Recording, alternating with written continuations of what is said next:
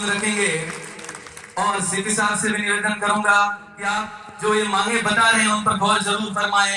इन्होंने 54,000 व्याख्याताओं को अपनी वाणी दे दी है जठे अनूठा छंद, है जठे अनूठा छंद, युद्ध में लड़े कबंद, शीश जो कटा तो आंख वक्ष पे लगी रही, और रुतबे के शिखर ने अमर से बात करी, साख की जड़ें पताल लोक लग पूगरी, आण पे जिए हैं सदा बाण पे मरे मिटे हैं, कान कायदे की रीत नीत तो बनी रही, और राजस्थानी बानी का नासानी है जहां में कोई, सांप के समक्ष जीभ डंक झेलने गई। ये वही जीभ थी नागौर वाली जीभ, ये वही जीभ थी।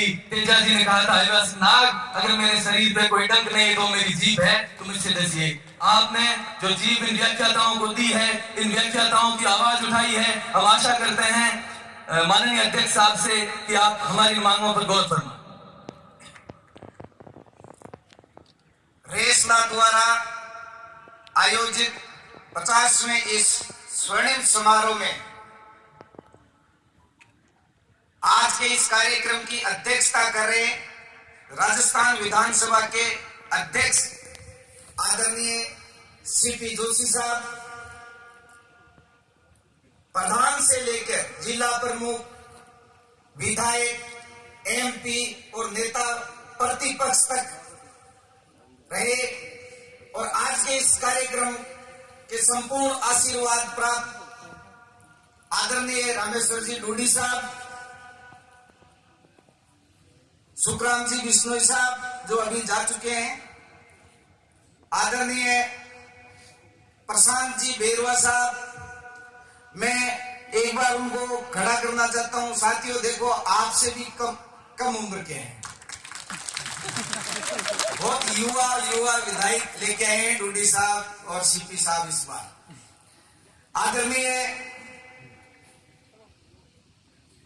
राजस्थान कांग्रेस के उपाध्यक्ष खानू खान बुधवाली साहब, आदरणीय गणेश जी पड़ियार साहब, अतिरिक्त महाधिवक्ता राजस्थान उच्च न्यायालय, और आपका जो केस अटका हुआ है उन्हीं को सौंपा हुआ है पदोन्नति वाला। आदरणीय हमारे रेसला के मुख्य संरक्षक दयालाल जी पाटीदार, डीके गुप्ता जी, नार सिंह जी, हमारे कार्यकारी प्रदेश अध्यक्ष भंवर जी गुजर, हमारे महामंत्री सुमेर जी खटाना, हमारे समस्त जिला अध्यक्ष, जिला मंत्री, मेरे व्याख्याता बंधुओं, बहनों और सम्मानित प्रेस, और मुझे अभी नजर आया हमारे विश्वविद्यालय के प्रोफेसर गण भी यहाँ विराजमान है, आदरणीय मलिक साहब और उनके साथी। मैं सर्वप्रथम सीपी साहब और रामेश्वर जी डोडी साहब की इजाजत से हमारे इन महारथियों को शुभकामनाएं देता हूं कि रेसला ने अपने 50 वर्ष पूर्ण किए। रेसला का जो सफर था, इसका जो स्वर्णिम समारोह है वो यूं ही आयोजित नहीं हुआ है। अभी सर मात्र 13 जिले पहुंचे, हमारे 2 दिन का कार्यक्रम है, मात्र 13 जिलों का ही अभी तक पंजीयन हुआ है, बाकी 19 जिले आने अभी शेष है। हमारी अगर आप शाम को 4 बजे आपको फोटो भेजेंगे, समस्त पंडाल भरा हुआ मिलेगा आपको।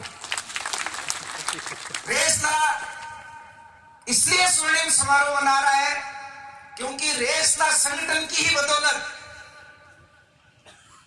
वरिष्ठ अध्यापक ग्रेड फेस्ट का नामकरण सन 1990 में व्याख्याता हुआ था।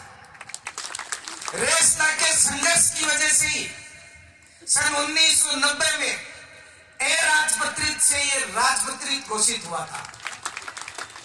रेसला की वजह से ही जो वरिष्ठ अध्यापक ग्रेड फेस्ट था उसकी पदोन्नति हेडमास्टर पद पे होती थी। रेसला के संघर्ष का ही परिणाम है कि उसकी पदोन्नति प्रिंसिपल पद पे होने लगी। इसके लिए मैं तत्कालीन प्रदेश कार्यकारिणी को और उस समय के जिला अध्यक्ष, जिला मंत्रियों को साधुवाद ज्ञापित करता हूं। आदरणीय रामचंद्र जी चौधरी और रामगोपाल जी शर्मा का वो संघर्ष उस समय मुझे याद करते हुए गर्व होता है। उसी समय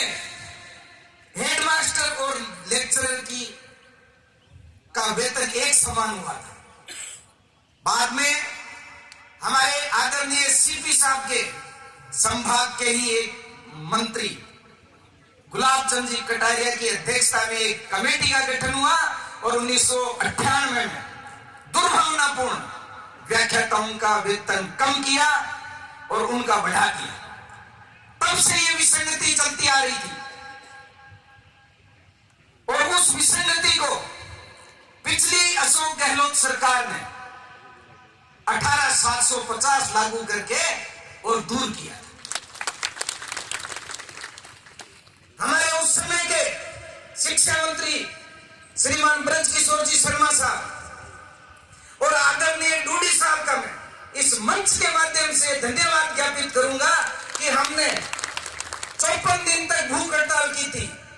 आपका ही शासन था, कांग्रेस की सरकार थी और हमने विरोध में वहां धरना लगाया, भूख हड़ताल की।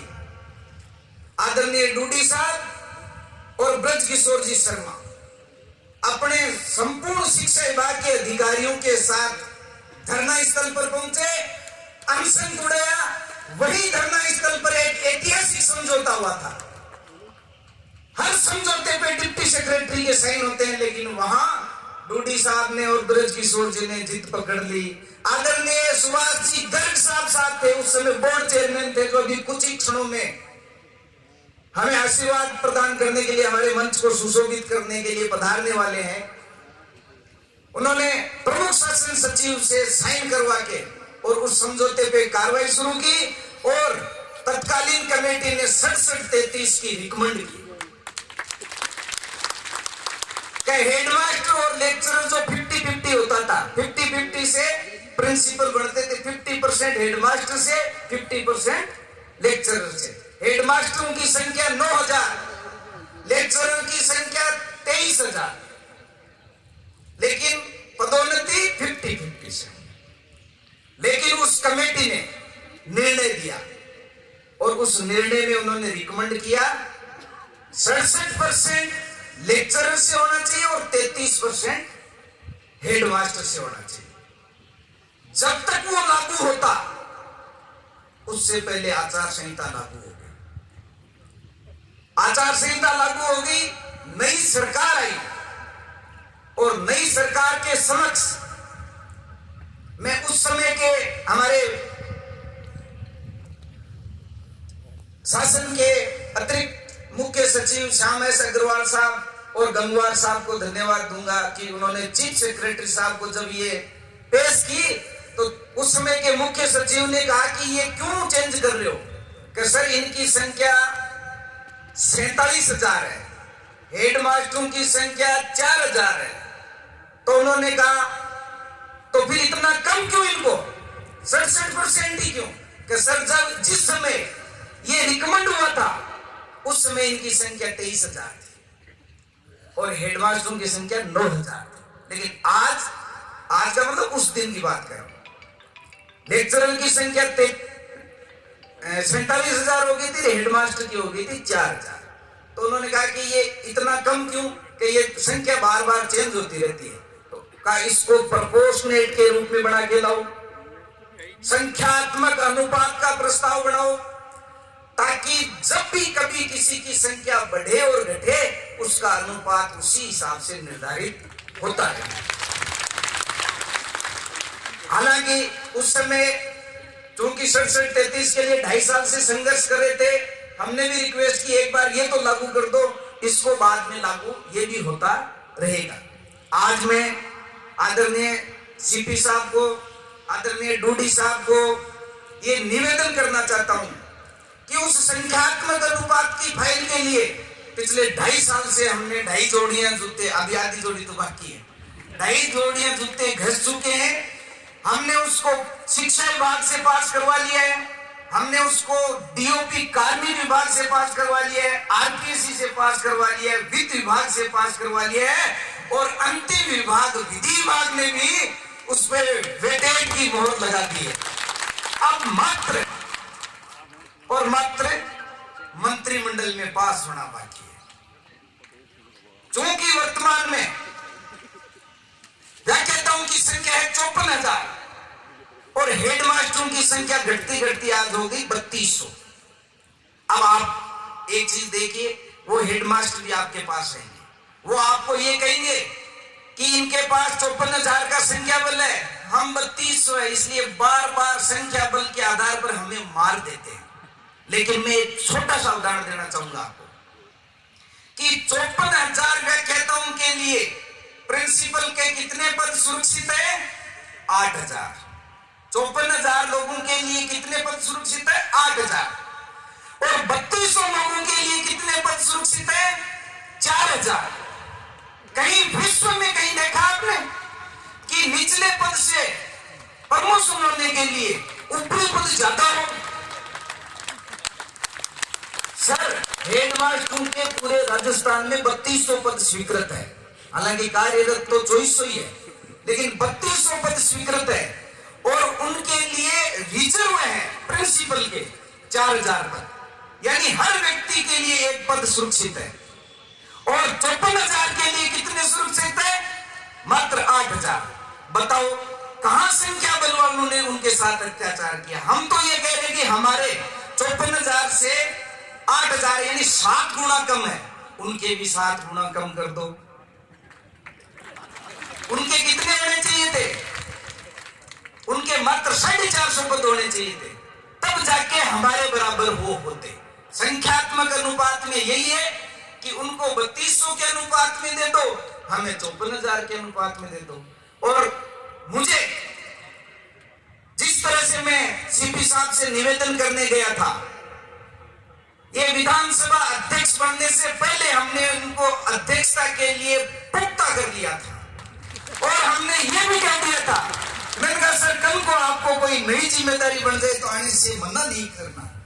इन्होंने कहा भाई मैं रेस ला का वकील बन के आऊंगा और जरूर आऊंगा, चाहे मेरे को कोई जिम्मेदारी नहीं। और उसके 3 या 4 दिन बाद में रेस ला के जो 350 ग्रुप है, व्हाट्सएप ग्रुप, जिनमें पूरे 54,000 लोग जुड़े हुए हैं, उनमें एक ही बात चल रही थी कि सीपी जोशी साहब को रेसला ने अध्यक्षता के लिए आमंत्रण भेजा और अब सीपी साहब पूरे 5 साल अध्यक्षता करेंगे।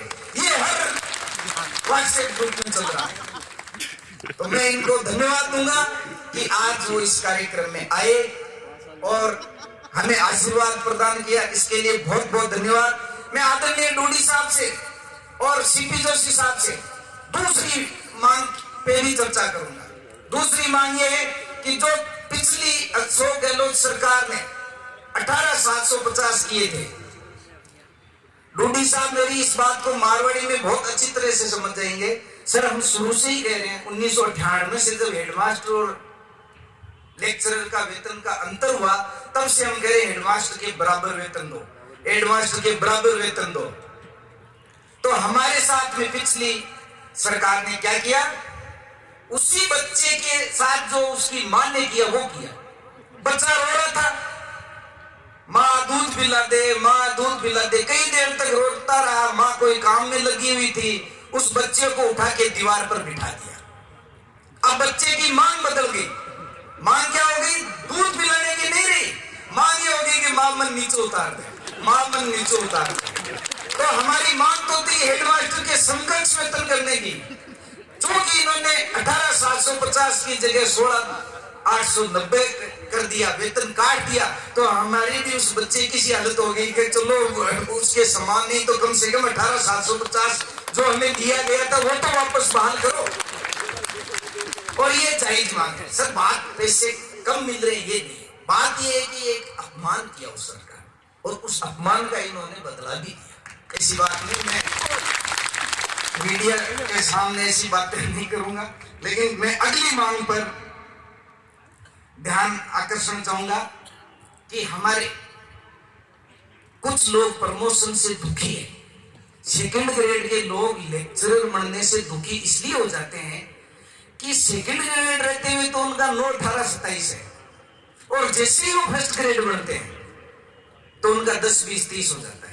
तो 18 साल से पहले वो 17 साल में अगर लेक्चरर बन गया तो उसको फिर 10, 20, 30 के हिसाब से उसको 20 वर्ष में यानी 3 साल का नुकसान होता है।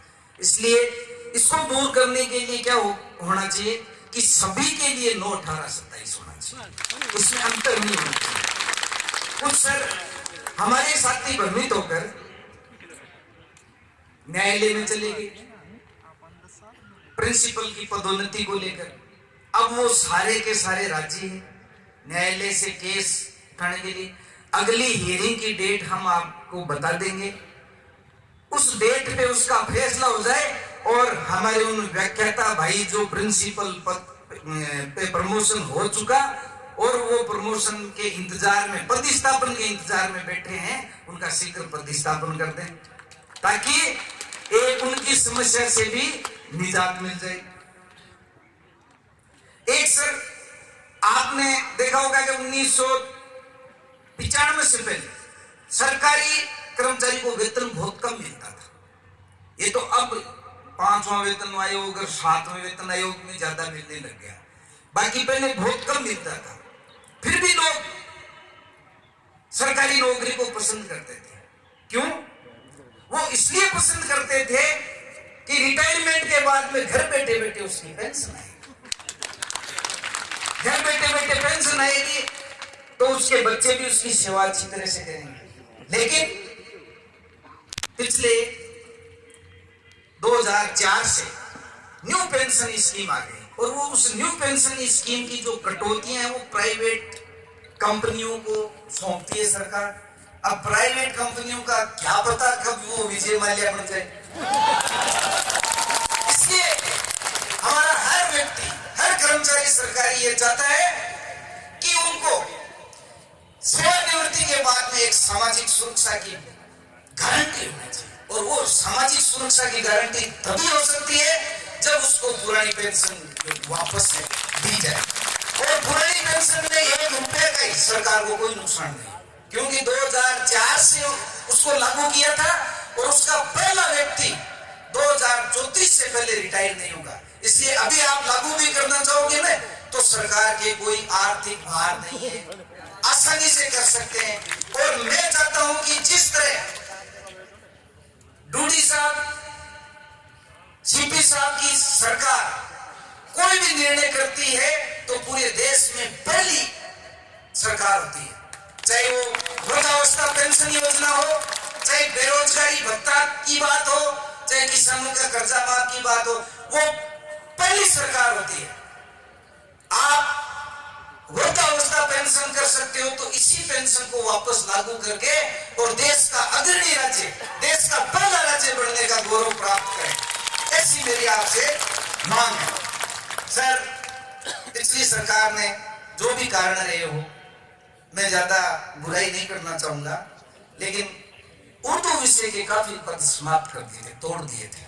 मैं इस मंच से, मेरे उर्दू के साथी आए हुए हैं, उन्होंने कहा कि हमारी मांग भी साफ तक रखना। उर्दू के पद जो तोड़े गए थे 700 और कुछ, उनको वापस सर्जित करने के लिए एक प्रस्ताव भी जोड़े तो इनको बड़ा अच्छा लगेगा। साथियों, सीपी जोशी साहब को आगे दौसा जाना है।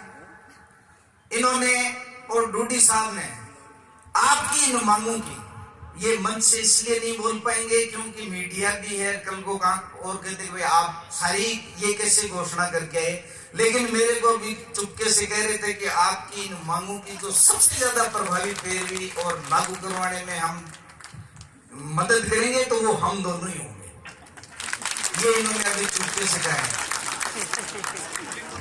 अंत में मैं